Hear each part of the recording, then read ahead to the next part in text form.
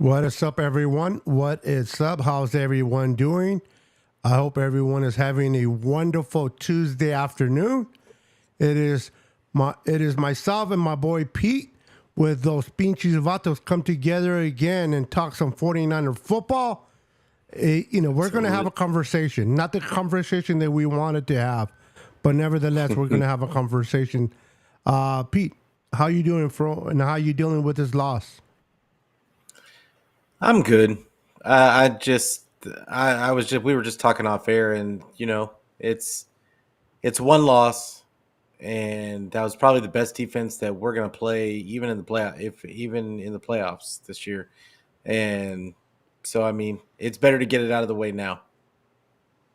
Yeah, absolutely. I never want to lose. Period. I want to Yeah. always be on the winning side, but sometimes you do have to come back to earth and realize that you got to put 100% effort in each and every game. It was a good game. I know a lot of people and a lot of haters want to go off on Brock Purdy. Finally he had he threw an interception. He lost his first starting regular season game as a starter, and blame him for this and blame him for that. But what I saw, bro, is at the end in the fourth quarter, he moved the ball pretty well and got them in the position to win the game by a field goal. Unfortunately, Jake Moody missed the 41-yard field goal, but Brock Purdy did what he had to do, in my opinion, to get him to that point. And people don't forget, we lost. We were fighting against losing Debo before the half. We lost CMC. And then we were playing not only the Browns, but we were playing the referees with some bull crap play calls. And I understand we don't want to blame the referees for this. We don't know. But come on, man. That hit by Gibson was not a penalty. And for them to call that is just... And wasn't that the series that allowed them to get an extra 3 points, which was an issue to beat us?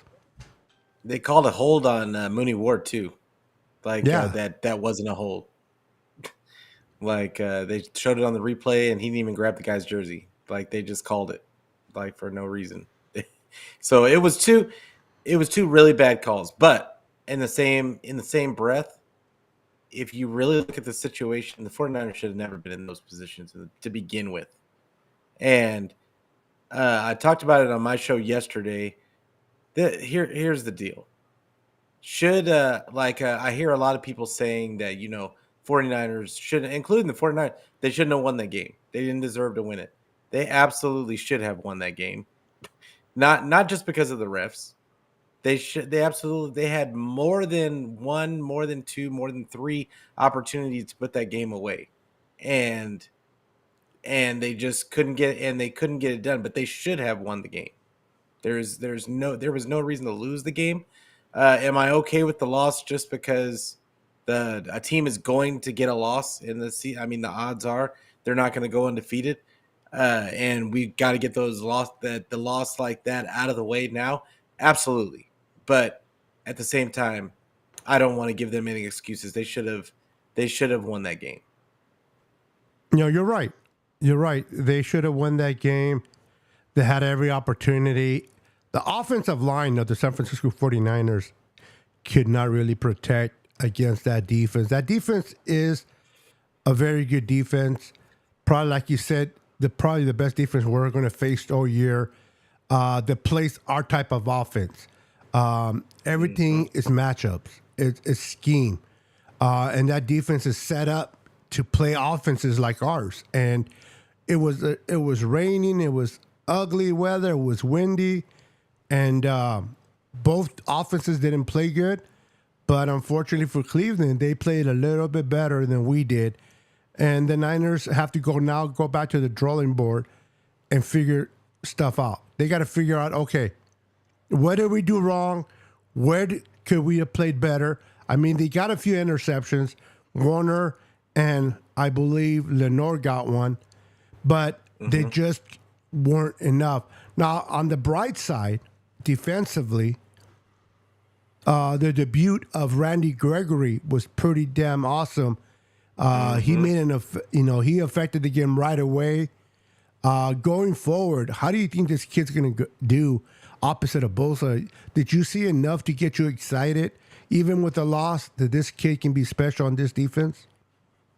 I mean, I'm absolutely excited about it. Like, I mean, this defense is already really good, but to add a guy like that on the team that can get it done, literally, all the offense has to do. If the offense would have scored 20 points, they would have won. Like, that is a very low bar, like for the offense. I mean, for any offense, for any team, all you got to do is score 20, and you probably got the win. And that was against, like I said, the best team, the best offense or the best defense that we're probably going to face. And the offense just needed to make some plays that it just wasn't able to make. And we talked about the weather and everything. And Brock, it looked like, was struggling to with his accuracy. Not just, I don't want to give him the entire excuse that it was raining, because it wasn't like really raining, but Yeah. the question is are the elements going to be really that big of a deal for Brock? And that's and because if it's just a little wind and rain like it was like that, and Brock was that inaccurate and fumbling the ball and the ball slipping out of his hands when he's throwing multiple times, is that going to be a thing going forward? Like, because they're going to have to play another bad weather game eventually. I mean, if they're playing in January. Yeah. And that when the ball got away from him, I never really focused in the past, but I don't know. Was it me? Was that football bigger than usual, or his hands looked small when that ball got away from him? Because it looked like, holy crap. Yeah, they were talking about it on Locked On with BD Peacock and Eric Crocker, and they were talking about his. Apparently, he has 9 1/4 inch hands, and which is kind of small for a quarterback. It's not below the I guess the threshold of like can't do it. Absolutely can't do it is 9 inches. Pause, but like, but it's just I think that he's gotten this far with his hand size. Like they've got to figure out a way for him to be able to be effective in inclement weather. Like, I mean, you can't like eventually can't. I mean, if this really is a thing, then Kyle's gonna have to find a way to scheme around it. Like, but yeah, that's gonna be an interesting thing, because they said the same thing about the quarterback for Pittsburgh. He Yeah. has really small hands, Pickett? Yeah. and yeah, Pickett. They said but he was able to throw in like the snow and like and all that kind of stuff. So there's got to be things that they can do to get him a better grip on the ball. But the ball was obviously slipping out of his hands, multiple throws. And like I said, I don't want to give him excuses like that. I think you have to figure it out. But I think at a certain point it got in his head, and he was kind of overthinking, Yeah. like kind of overcompensating for that, for the ball slipping out of his hands, and that can affect your accuracy as well. So Yeah. I'm with you. I want to ask you, as you know, Debo went down. He's day by day. CMC has an oblique for running yeah. back when he has to make those cuts. Mm-hmm. It looks like most likely he's going to be out for a week or two. Are you concerned going forward without Debo or CMC or both, that this offense is going to not be as efficient as it has been? Or do you have trust in like someone like Mason and Elijah Mitchell to come in and at least for a game or two step up and do what they got to do to help us win? Honestly, I think this is an opportunity. This is an opportunity for a guy like Mason, who I have been on board with since last year, and I've thought that he's needed more carries. And this is a guy that runs with tremendous amounts of anger and violence, and I just want to see it. And I would love, but from what I understand, Elijah Mitchell is probably going to be the guy if CMC doesn't play. But I mean, they went to an NFC Championship and they've gone to a Super Bowl without CMC. So let's not act like we cannot do it without him. He is not the end all be all, I believe, for this team. Debo, I mean, Debo's kind of another story. Like to have them both out, like and just be with Brandon Ayuk and Kittle. I mean, Kyle's gonna have to figure out a way to get Kittle involved. Kittle didn't even get a target. Like Yeah. that's not that should not have happened. I think he was targeted once, but he might have been targeted once. But I mean, even if it was only one target, like CMC went out like what not even halfway through the game, and then what's it called? Debo was out early. So I mean, at that point, it should have been Kittle should have been a main focal point. And I feel like they're using him so much as a blocker that it's kind of negating his effectiveness as a pass catcher. Yeah. The way that defense was penetrating and getting in, just getting all over Brock's face, I saw why Kittle wasn't able to become more available as a tight end. All I heard from people that the Browns linebackers they're not as good. Teams tight ends have their day with that type of linebacking crew, but when you got Myles Garrett, you got number 55, Zadarius Smith coming at you, and you got even the guy in the middle, number 95 or 6, whatever his number was, he was caving in the pocket. And I couldn't believe when I saw who gave up the most pressures and who gave up the least pressures by the offensive line. Do you know which offensive lineman gave the least amount of pressures, Pete? I'm gonna guess and say it was McKivitz. Yep. Yeah, because it wasn't the right side. I mean, Garrett was just beating on Trent Williams like a drum. Like, he was. This is the thing. Trent Williams he got hurt early, and he was overcompensating. He admitted it after the game. He was not in a good spot. Like, but there was one play in particular that I'm thinking of where, I mean, that guy Garrett just threw him out of the way. Yeah. And you don't really see Trent just manhandled like that, but that guy is a monster of a man. And Trent spoke to it because they asked him, if playing Bosa in practice prepares him for that matchup, and he said, "I don't think you can prepare for that guy." I mean, Bosa is like 250 pounds. Garrett's like 280, 285, 290. Yeah, he's a big boy. Like, so. Yeah, I just think that Trent had a bag. He rolled his ankle early, and it makes it hard to keep your anchor, and he didn't want to get injured any more than he was. So you're gonna overcompensate. But yeah, I don't think Zadarius Smith was really that much of a factor. I think that I thought that the offensive line actually didn't do too bad compared to considering who they were going up against. And they Brock had open guys, and he was seeing the field. He just couldn't hit guys. Like, I mean, he had some guys wide open, and he was just, his throws were just off.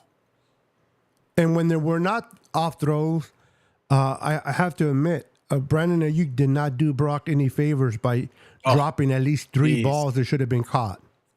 Yeah, like, I mean, if it hits you in the hands, you got to catch it, especially if you're supposed to be the wide receiver 1.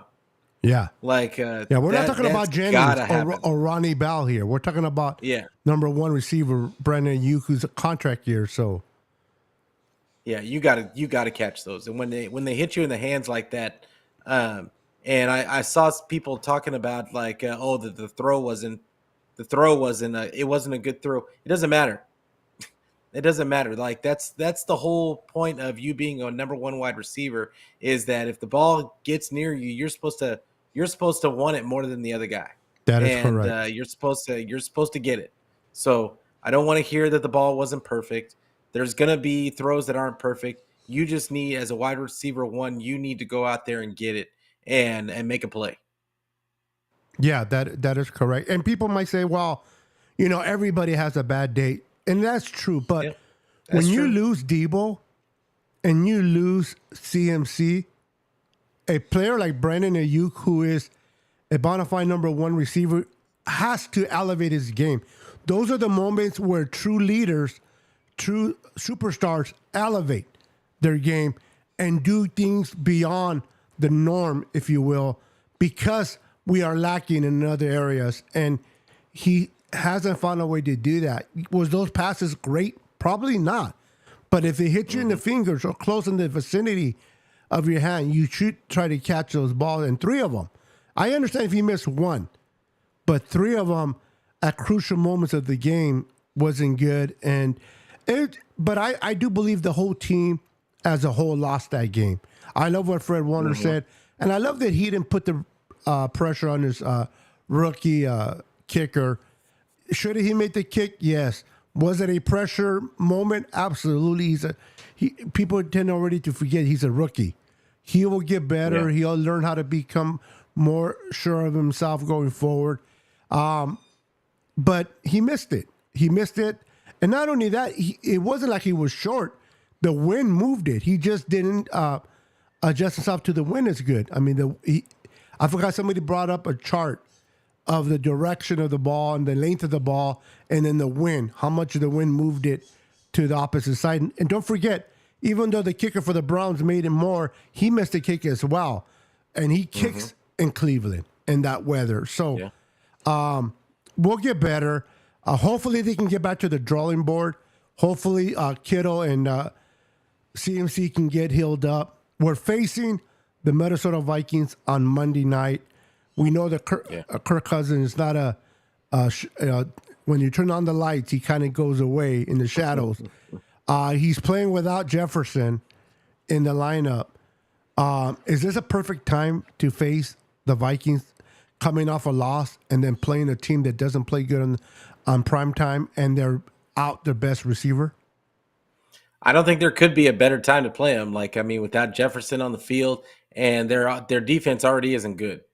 So this is a perfect what do they call that? Like a bounce back game of just, this is an opportunity for the offense to get going.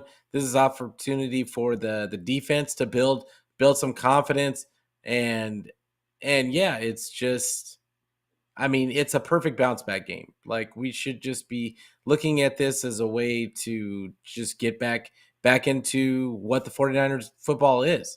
But I spoke on my show about it yesterday. I would like to see them go back to more of a physical style. I feel like this year they've been a little bit finesse and less bully ball.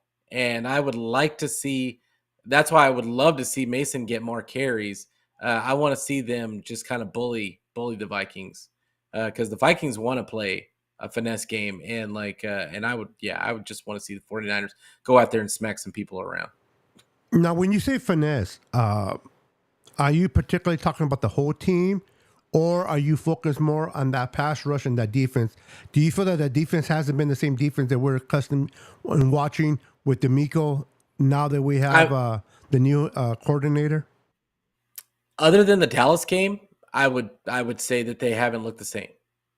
Like, now we didn't have Greenlaw out there, who is a maniac, That is true. and he loves to fly around and hit people.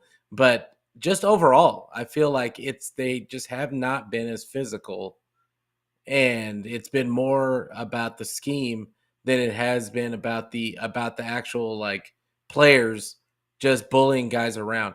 Except for the Dallas game. The Dallas game, they came out, were very physical, and you saw the result. Like, it was, I mean, they never took their foot off of Cowboys' neck. But the offense has been, I would say, for the most part, finesse. They've been much more finesse. As much as they get the ball to CMC, They're trying to the drop back game is much more prevalent. They're just taking advantage of it's a lot of bells and whistles, a lot of motion, it's got to be specific. Um, the execution has to be perfect for them to get some of these plays off, and there's just a lot of eye candy, but it's not a lot of just you're a better player than they are. Just take their lunch money and let's go. Yeah, no, I'm with you. Bringing up the Dallas Cowboys game, Pete, do you think that because the Niners destroyed the Dallas Cowboys 42 to 10, and they gave them a beat down, that might have hurt them a little bit going into the Browns game, kind of like we're the bullies, we're the best team, and they got humbled a little bit. Do you think because they won so big against Dallas on a Sunday night, they might have not gave it 100% all to the Browns?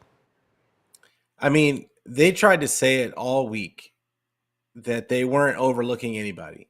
They tried to say it, but I don't think it's possible for it not to creep into your mind, and then for you to get into it with them pregame, on the field. I just I think they were feeling themselves a little bit, and and even Kyle said that it was what type of game. This was my thing about what I had a problem with what Kyle said around.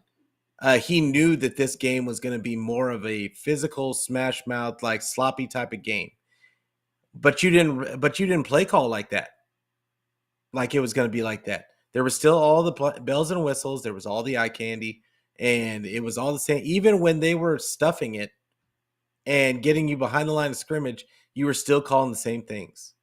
And it never it became about getting back to that physical style, and maybe just understanding that that this is going to be a dogfight, and you're going to need every yard you can get instead of trying to break the big ones. Um, but yeah, I think that they overlooked the team, even if they don't admit it. Yeah, I agree. I just wanted to bring out a point that Niners a throwback made, and I tend to agree with him. He says Steve Wilkes is still learning, and I tend to agree with that. I think he's still trying to figure out this defense that he came into with the talent on that side of the ball, and he's trying to figure out his wrinkles, like what because he has his own style, and I understand he's going to run it the way D'Amico ran it for the most part, but he wants to increment his own wrinkles into it and trying to make his defense. Hopefully, we don't take too many losses until you figure it out. I don't mind him figuring it out as long as we're getting dubs. But I think the Minnesota game is going to be a good game to kind of bounce back. Minnesota's not a great team offensively nor defensively. They have Danielle Hunter, yes, but that's only one pass rusher coming our way. We should be able to run against that defense. We should be able to pass even without Debo or Christian McCaffrey. I think the Niners have enough weapons and Kittle, Juice, and what's his name, number 15? Jennings. Jennings, thank you. Jennings, and maybe implement a little bit. And we still have Ray in there. So hopefully the Niners will game plan for this team without and allow Debo and CMC to get the proper healing. And I hope they don't rush him back in this game, because the last thing I want to see is them being rushed back and then get hurt and now be out even longer than they would have been. Do you think the Niners, without those two individuals, can beat the Vikings? Are you confident that we can go in there and win that game? I don't care about the score. I don't care if we blow them out or we win by 1 point. But do you think the Niners can go in there minus those two players and win? Oh, I think so. I think it's going to be a blowout. Like, I think they're going to come in angry. And I think it's going to be, I think we're going to get to see Kyle in rare form in this game coming up. I think he's gonna want to prove a point, and that he doesn't need anything or anybody. I mean, he's been scheming guys open he was scheming guys wide open when they had Kendrick Bourne and Emmanuel Sanders and all those guys that they had in 2019. But so yeah, no, I think that he's absolutely going to scheme it up, and I don't think that I you know what I think is that I'm really interested to see how many, and I'm going to bring it up again, how many carries Jordan Mason gets. Because to me, it's kind of weird that he doesn't want to give that guy the ball more when all he does is get yards. Like it's he was averaging 5.5 yards carry last game when nobody else was doing anything, but he averaged 5.5 yards carry, and he only ended up with like what 5 or 6 carries. I want to say. The game that he just against the Browns. Yeah, I don't know how he many had 5 carries, carries. but I know he had like 9. He had a 60 something yards. Well, he only had 27 yards, but he only had 5 carries. Oh, I'm So he thinking ended the up with Cowboys 5.5 game. yards. Yeah, the Cowboy game. I mean, he was doing his thing. Oh, okay. And but that's the thing is that's the type of back that he is. If you want to get in a physical fight with Jordan Mason, you're probably going to lose. And that I understand that he has other limitations as far as like in the passing game. I've seen a couple of times where he runs the wrong route. But if you're just talking about run between the tackles, and even on those inside zone runs, he's your guy. He's your guy. I don't think Elijah Mitchell looks good when he gets the ball anymore. He didn't look good in this last game. I think he had 2 carries for -3 yards. He only got 2 carries, but I just don't I don't know what you're seeing. I don't know if he's gotten over his injury or what, but I'd like to see more, and I'd even like to see TDP over Elijah Mitchell at this point. Yeah, I'm still a big Elijah Mitchell fan. You know, the show that I did yesterday with Brandon and Dion, we kind of got a little bit of heated discussion, me and Dion from Niner Gang. Shout out to the Niner Gang What up? podcast. He's a big fan of Mason. And I told him, don't get me wrong, I love Mason. I think Mason's a great running back, but I'm still in favor of Elijah Mitchell. Now, I understand. I am not naive that he is always hurt, and the best abilities of availability, and he has improved that. But I think if both players are healthy 100%, Elijah Mitchell is still the better player than Mason. And we were talking about who should start on Monday night if CMC is not a gun. I'm like Elijah Mitchell, but and I did mention this. It doesn't matter who starts. Starting for the Niners is just like okay, you get the ball, you get to go out there for the first hike of the quarterback, because immediately the next player can come in and substitute. So it's not like you're the starter and you're going to play for the majority unless you're CMC and you come out for a breather. But I was telling Dion, just because Elijah starts, it doesn't mean you're not going to see a lot of him of Jordan Mason. You're going to see a lot of Jordan Mason. And one thing I do know about Kyle, and he's a creature of habit, he still goes with a hot hand. If he sees Elijah struggling and Jordan's penetrating, then he'll stick with Mason. He likes to go with a hot hand, but he's loyal to his veterans. And right now, Elijah is more veteran than Mason, so I can see why he would start the game. But it's not like Jordan wouldn't be in that game. And I think we need to establish a running game again, especially without Debo and CMC. And I think against the defense that I forgot where they ranked, but they're not good against the run. They give a lot of yards to the running back. So I expect to be a good game. I don't know about a blowout. I'd be interested to see if it is a blowout. I'm not saying it's not possible. I think you're right. I think maybe the Niners and Kyle take their frustration and anger of everything that went wrong in Cleveland and just apply it in Minnesota. And Minnesota's playing us at the wrong time. Mm. with something to prove. So we'll see. Defensively, I expect the Niners to really dominate that offense, and I'm not gonna. I said it earlier, and I'm going to keep saying it. I'm really intrigued by this kid, Randy Gregory. I like what I saw. I want to see more of that type of football. I mean, to get a sack in his first game, he had like 3 pressures. The guy led it in every area that he could defensively, and it was his first game. He didn't even start the game, so hopefully he'll be able to be more and do more for us against Kirk Cousins, who does not have a running back anymore, doesn't have their starting receiver. They got a rookie receiver, an Addison, and then they got this second year kind of a backup who is forced to be the starting tailback for them. I just don't see how they're going to be able to put points. But then again, I thought the same thing about Cleveland. I'm like, I don't see Cleveland putting points, and they did enough to put some points on there. So we'll see what happens. Yeah. No, like Vikings only scored 19 against the Bears this past game. I think that Cousins is not as mobile as PJ Walker. I think that helped him out a ton, and but I don't think Cousins is going to have that same option. Like you said, I don't see this. I just don't see this offense scoring a bunch of points against. I think that this defense is going to come out and with a point to prove.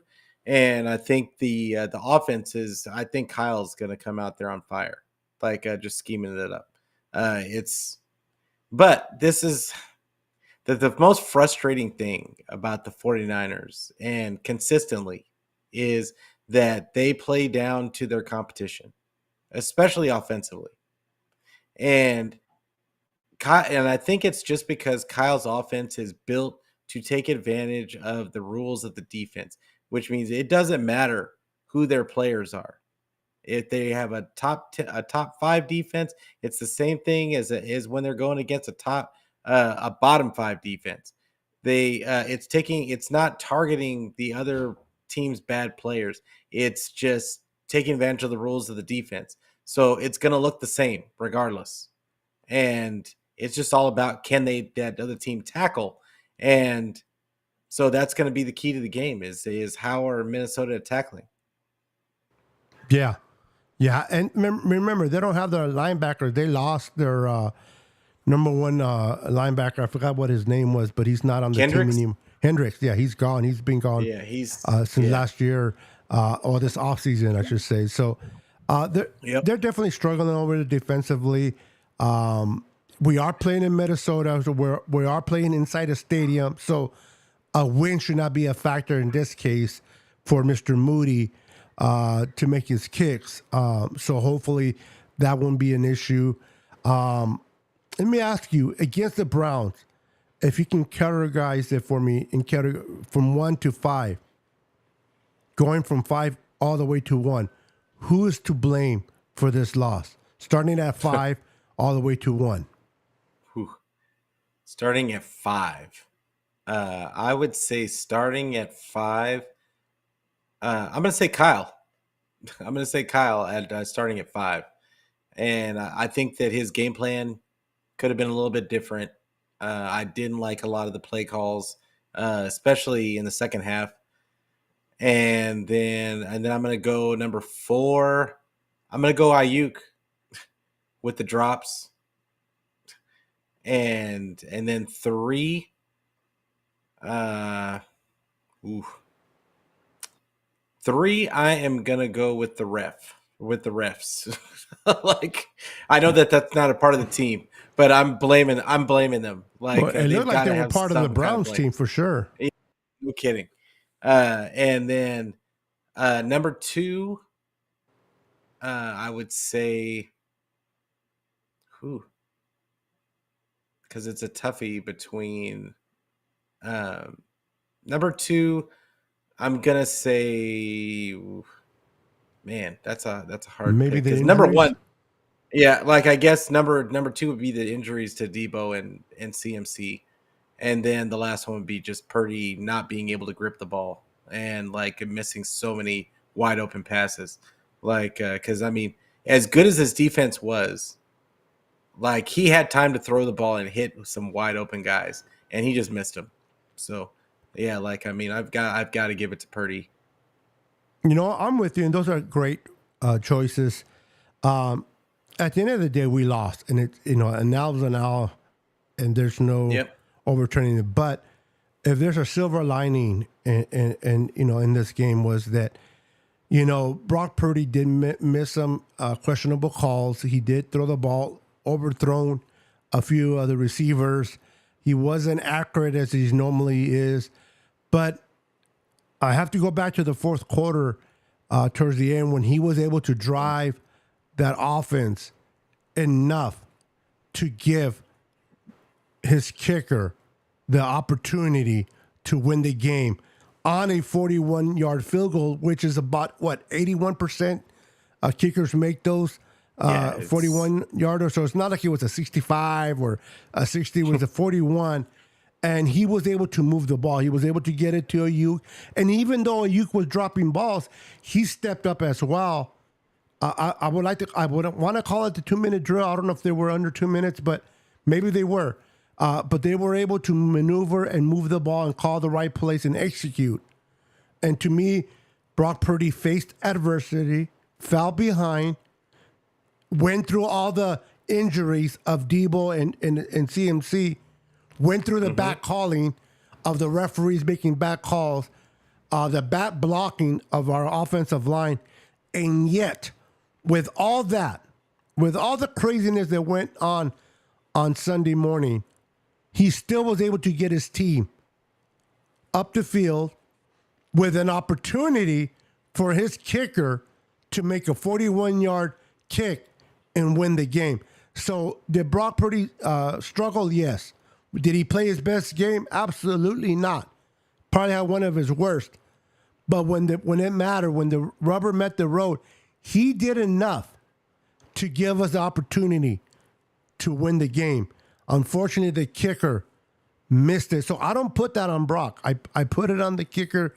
I know he's a rookie. I know, but hey, that's your job. That's what you get paid for. That's what you got drafted to do. It is a lot to ask. I almost forgot about it. Yeah, but you know, a 3rd-round pick for him. You know what I mean? That means he's the cream of the crop of kickers coming out of college. So Brock did what he had to do to move the offense and get him in position to win. We could be so easily talking about we're 6-0 instead of 5-1, and we could have beaten the Browns if it wasn't for a missed field goal. And I think that Brock did enough to get us to win the game. So I give him kudos for that. I give him flowers. Does he have to play better? Absolutely. Can he keep playing like this? No, but at least I know that this kid is battle tested, and this kid does not, by any means of the imagination, fall under pressure. He does not allow pressure to get to him. He doesn't get nervous. He doesn't panic. He is as cool, calm, and collective, whether they're 30 points ahead or 30 points behind. This kid is the same kid, and that's an encouragement to me. He's only going to get better. But you're right. We got to work on the hands, buddy, especially when it's raining. That ball can't be slipping out of your hands like that and like, oh, shit, where did the ball go? Now, I give him credit that he was smart enough and aware enough to recover his own fumble. But, you know, at the end of the day, the Niners played a bad game, and they still had the chance to win the game by a missed kick. There was some more things that we could have mentioned, like the penalties, the constant penalties by both sides, the defense and the offense. But it's specifically by the offense. They kept digging holes. Like they would start off 1st and 20, then it would end up 3rd and 20. Like it's just that the execution wasn't there. Like the discipline wasn't there. I mean the kick. I just had a brain fart and just forgot about the kicker. But there was just so many things that you could point to in this game. It was the epitome of a complete team loss, and But yeah, no, I completely agree with you about the kicker. I wasn't fond of the pick to begin with. I'm gonna keep saying it because I just think that you don't do that. You're a Michigan You fan. don't. Remind the people that Yeah, you and I'm a love blue. Michigan fan, but you don't pick a kicker third in the third round.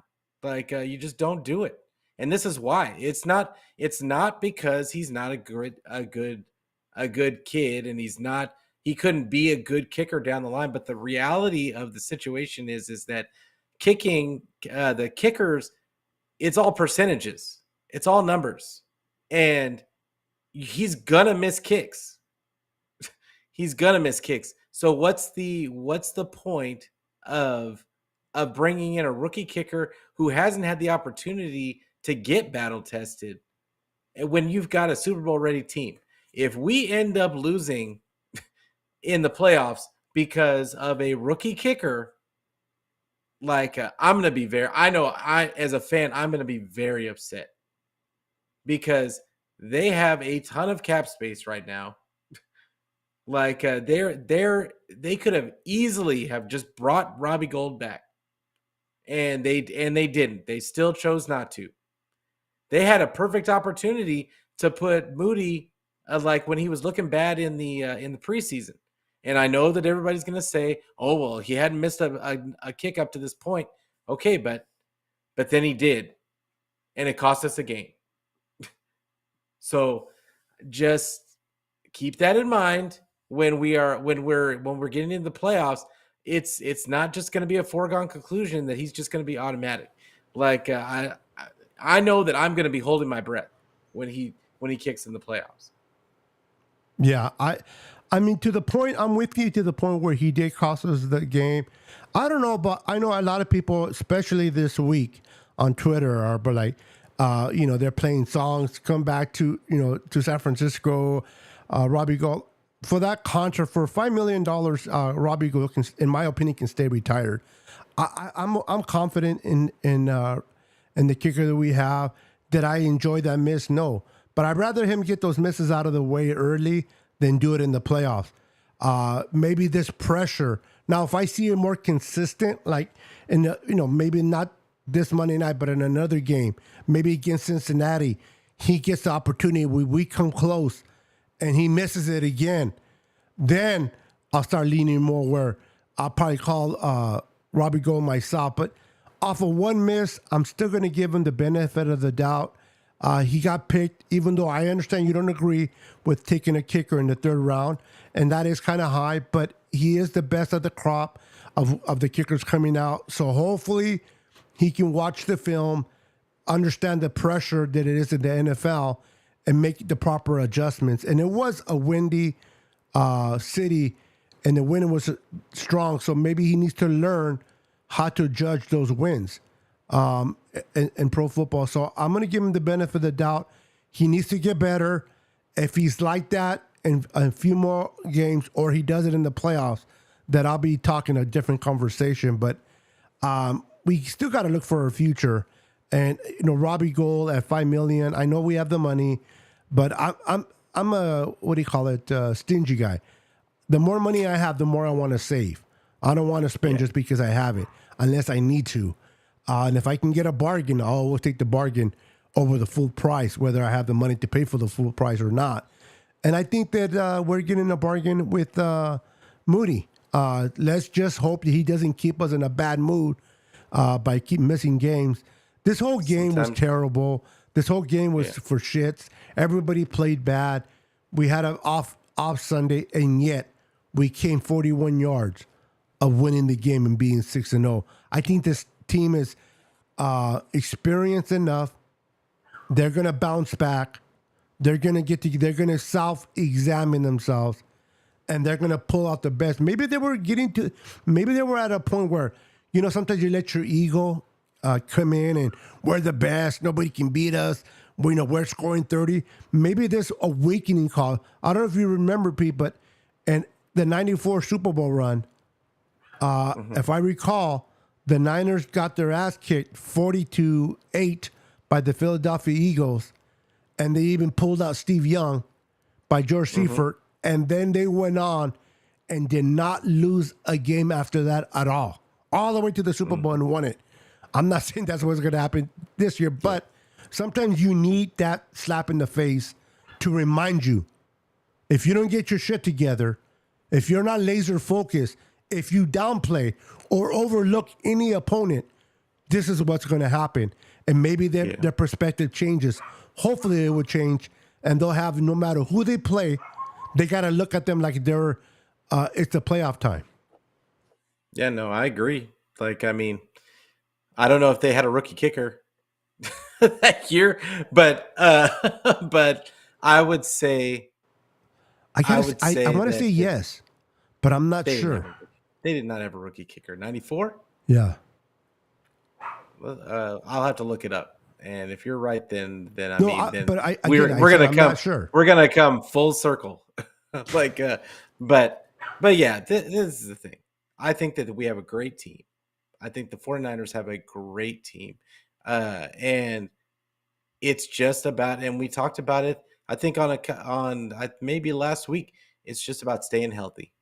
It's just about staying healthy. This team staying healthy, staying together, understanding the goal, and there's gonna be bumps. There's gonna be adversity. Like, it's just about not making wholesale changes.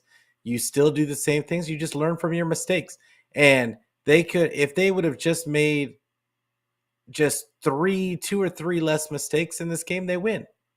And there was enough blame to go around to everyone that literally we just need everybody to execute.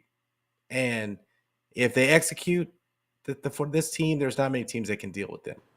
Yeah, and one thing I want to add, the Niners couldn't tackle for shit on Sunday. That defense couldn't tackle. They were missing a lot of tackles. I understand we were missing Greenlaw.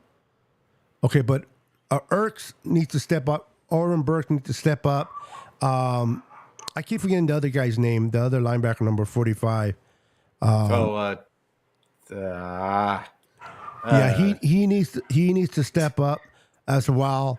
And we can't just leave it all for all pro Fred. Now, Drake Flanagan Greenlaw. Foles. Yes. For those who don't think how important Greenlaw is, you saw it on Sunday how important what kind of important role he plays defensively. And we give up a lot of yards in the run game, and we just couldn't tackle. That needs to be addressed. We can't have that going forward. Just because we don't have Greenlaw, they got to tackle better. And I just did not like the tackling of this team. But one thing I do like, and I continue to see every week, Lenore, to me, this is my opinion, is the number one corner on this defense. He is way better than Ward. I love the way he's playing. Yeah, I love the way he's playing. This kid is only getting better. So I'm excited to see how he continues to develop. As we're getting closer to I want to ask you, the trade deadline, I think, is the end of this month, if I'm not mistaken. Before the trade deadline, do you think we should go after a corner? Or do you feel comfortable with our corner? And now that we got Gregory, and if he continues to play as we saw, do you think we're pretty set defensively? No, I mean, I think if you can go get somebody, you go get them. Like, I think that if you can get somebody and not have to give up the farm for it, I think you go ahead and you do it. Now, who would that be? You only have you've got Jalen Johnson out there for the Bears. You've got Patrick Surtain has been rumored multiple times. Like, there's some guys out there that are on really bad teams, and they across from Charvarius Ward, they would be world beaters. And I think Jalen Johnson would be perfect he's a very physical corner. I think he'd be really good. And then you could move Lenore into the slot. And that would clean up a lot of things, I think. And I like Lenore. But I think that I think Mooney Ward really earns his money when we have to go up against the DK Metcalfs and the DeAndre Hopkins and like the bigger name wide receivers. those are the guys that he really excels at going against. Where he struggles is when they ask him to play off coverage, and he's not a good zone corner. And when they ask him to go against those smaller, quicker wide receivers, that's not his thing. No, he's better His off thing is, man when he plays yeah, man.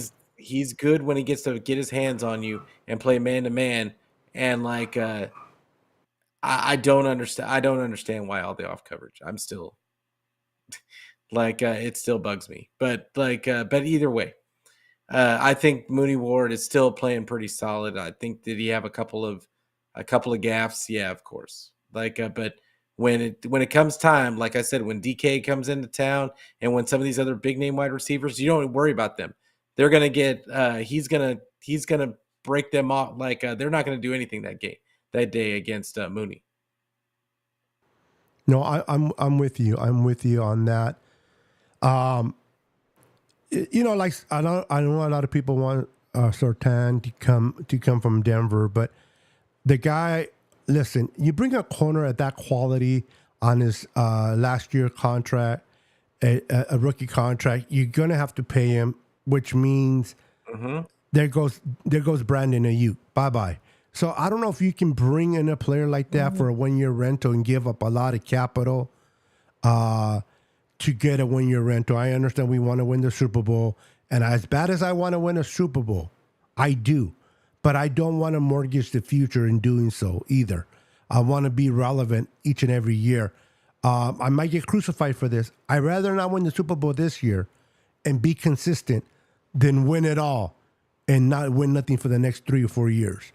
Some people feel different. I'd rather be consistent every year and win 10 plus games and enjoy games every season than enjoy one Super Bowl for one season. We did it. And then for the next couple of years, we sucked. I want to get your thoughts. Do you kind of agree with me, or are you the opposite? You want to win it now. You don't give a crap what happens after.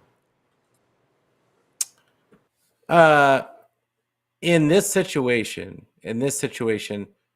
I think about 94 again, and their 1 year rental of Deion Sanders, and it got them a Super Bowl. They were still relevant after.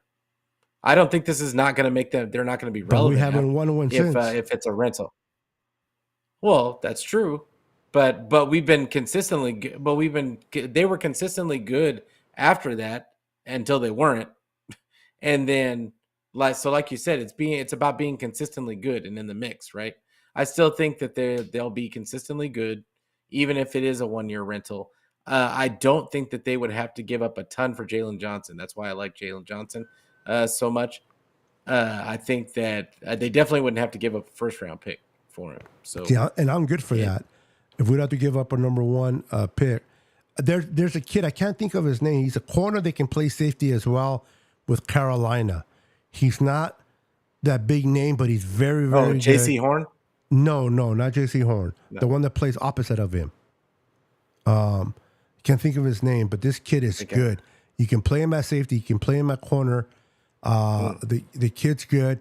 I would love to see him come over.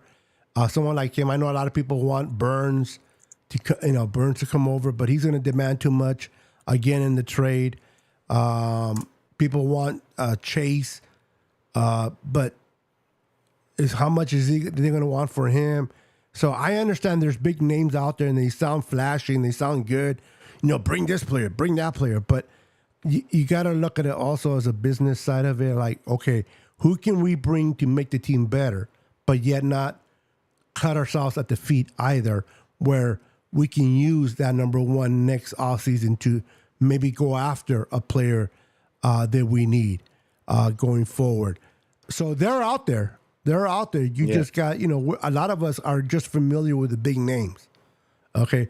Because if I ask the panel, if I ask everybody who's watching, who knew about Brock Purdy before Brock Purdy coming to the Niners? A lot of you probably say, I don't know who he was. A lot of you probably did. Did you? Oh yeah, I mocked him. I mocked him to the Niners multiple times, and I've got tweets to prove it. Okay. I mocked him in the 7th round as the last pick. Really? Oh yeah, like I've got mocks to show it. No, I believe you, bro. Like, I'm pretty sure you're just not gonna make that but up. who put me on? But who put me on to him prior to it was because I'd heard Jesse doing a show, so I looked into it, and I looked into him, and I was like, I really liked what I saw. I really liked what I saw from. I mean, we're talking about the last pick of the draft. I thought that they would pick up a quarterback late in the just as a third string guy, and it was between him and there was another guy that I was looking at, similar type of guy, like but The kid that went uh, to the Browns from UCLA, what's it name? DT no, something. he was gonna. I knew he was gonna go earlier than the Okay. seventh round, like the DTR or whatever. Like, Yeah. but no, there was. I'd have to look back at my mocks, but there was another. Oh, but I was he came out this fluctuating. offseason. Never mind. Brock Purdy came out the Yeah, offseason I was before. fluctuating between Brock and another. There was these two guys that I kept doing mocks, and it was either one or the other. Like that, I kept picking last, but I knew that I wanted a quarterback that last pick. Now, let me ask you this: did you know that Brock Purdy was going to play the way he has been playing? No, absolutely not. Okay, at least you're honest. Some Yeah, people are come like, on. I knew. I'm like, No. shut up. The Niners didn't even know. They knew Yeah, no. enough Nobody knew. to keep I him. pick. Yeah, no, absolutely not. Like I just the only it was a mock draft, and I knew that I wanted an extra quarterback. I thought he had a lot of experience, and he was one of those guys that he's fun to root for. Yeah, he is. So Unless you hate him, then no. But yeah, which I don't understand. yeah, But yeah, to speak to somebody, what somebody said in the chat, did you know that the 49ers did have a rookie kicker in 94? we did, right? Yeah. Yeah. Doug That's what I Bryan. thought. Brian, something O'Brien, something Brian or Doug Bryan. Doug Bryan. Now, Yeah. I don't know. Did he play? It shows that he played 16 games, like, but he only had five. He was like 5 of 6. Bro, our Like, how defense. do I you mean, only our have? offense was so damn good, bro. That we were scoring touchdowns more than field goals, bro. Yeah. Yeah, that's probably why he didn't come up in the stats as much. We were kicking so many touchdowns. I mean, against the Chargers, I don't know if you remember, but the announcer's like, in about a minute and a half, we already had like 3 touchdowns, and the announcer's like, I'm for rewinding and starting the game over again, because in a few 4 minutes we already had 3 touchdowns against the Chargers. So I Oh don't wait. think we needed to rely on him as much as we probably need to rely on this kicker. But I had a feeling, I forgot that it was Brian, but I had a feeling that we had a rookie. And he was a third-round pick. Was he really? Yeah. And he was a third-round pick. I wonder how many of the kicks did he They miss that year? traded him the next year. Wow, only for 1 year? Yeah, he was only with us for 1 year, and then he went to New Orleans. New York? Okay, that's right. I don't know. That's really weird. Yeah, it's 94, man. It's hard to remember everything that happened in 94. But listen, guys, we'll find out on Monday night. Remember, it's Monday Night Football. We're going to see a demeanor of the 49ers. We're going to see how the 49ers come out from the get-go, how the play calling is called to the execution of the play calling, how the defense comes out and plays. I want to see a hunger. I want to see maybe you're right. Maybe just winning Minnesota's not good enough. We have to demolish them in a way where we have to make a statement. You know what? We are awoke. We have been awoke, and we're gonna play good for the remainder of the season. You're probably right. I don't know if I can handle winning by 3 points. I think the Niners should make a statement, and I think they will. Yeah, One for way or sure. the other. I just hope it's a better statement than a bad one. He went 15 of 20. I was looking at it wrong. But 15 out of but either 20? way, yeah, I think that the 49ers need to not leave it up to the kicker. No, Like of course not. because this is the thing. I get that they won and they had a kicker, He kicked 75% of his field goals, and he got progressively better. Well, no, not really. He got worse as the years, a couple of years went on, and then he skyrocketed and was in the 80s to 90s for the rest of his career. But that's what I'm talking about, is that when you have a rookie kicker, like he's not, the odds are is he's not, it doesn't matter where you picked him.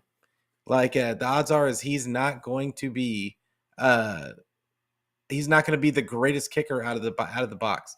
It's going to probably take him a couple of years to find his stride and to get used to the pressure. So I'm just hoping that the 49ers can deal with the ups and downs, because I do feel like there will be. And hopefully, like you said, we just don't leave it up to the kicker. And the 49ers just start, they recognize what they did wrong in this last game, and they just come out and take care of business from here on out. I'm with you. As you guys saw the little thing that I just put down there, make sure to follow my boy. I created your YouTube one. I got to work on your Twitter and Instagram, but as you can see, I got your YouTube. Make sure to follow him on Niners Fanatic Podcast and support my boy Pete. I'm gonna get his Instagram and his TikTok and Twitter going. Hopefully by next week. Make sure to follow him. If look in the description below, all the links for Pete are there. If you're not following him, none of those platforms, please make sure to go follow him on all those platforms and support him as he continues to grow on his channel. Pete, we have concluded to an hour. We're going to keep it an hour. We went overboard a little bit. We got our first defeat of the year. Hopefully we'll have something better to talk about next Tuesday at 6:30 when it comes to the Vikings and Niner game. Do you have anything going on your channel the remainder of the week that you might want to mention to everyone? You know, I'm trying to get on more. It's work is kind of hectic right now, but but I'm gonna try and do another show on Sunday. And what time is the game on Sunday? It's on Monday night. It's Monday night. So I'm definitely doing a pregame and and I'll probably do my postgame will probably be our show on Tuesday. So, but I'm definitely gonna do a pregame on Monday before the game. Yep. Sounds good. Well, everyone. So, yeah. Thank you for tuning in to our podcast. And, we like the name Those Pinches VATO'S. Yeah. Talking 49er football, two OGs, bringing you the news, bringing you the updates, talking about wins, talking about losses, keeping you guys entertained. Make sure to follow all of us on all our platforms. Make sure to hit the like button. Both channels. We're going on his channel. We're going on my channel as well. So make sure to hit the like button on both channels. Continue to support us. We'll see you guys next Tuesday, if God willing, at 6:30 to talk more football. And hopefully we'll have some better content after a win than a loss. We will. All right, Pete. It was always a pleasure talking with you, my friend. And you have a wonderful evening. Everyone in the chat, you guys are the MVP of the video. Appreciate each and every one of you. Until next time, God bless and see you next Tuesday at 6:30 p.m. Pacific Standard Time. Go Niners. Peace. 10, 9, 8, 7, 6, 5, 4, 3, 2,